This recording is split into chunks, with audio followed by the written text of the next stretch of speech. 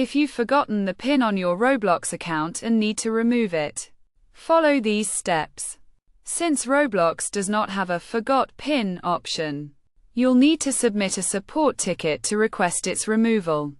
Start by opening the Roblox app and tapping the three dots enclosed in a circle found at the bottom of the screen.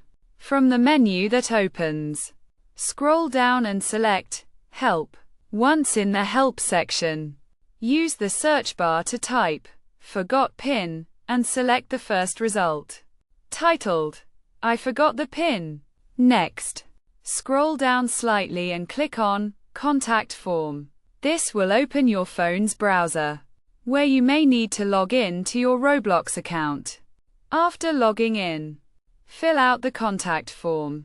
Under Contact Information, provide your Roblox username and the email address associated with the person who set up the PIN, such as a parent's email.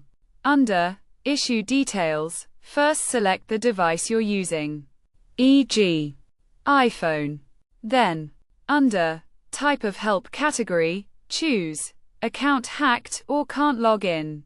A new drop-down will appear, where you'll need to select Account PIN.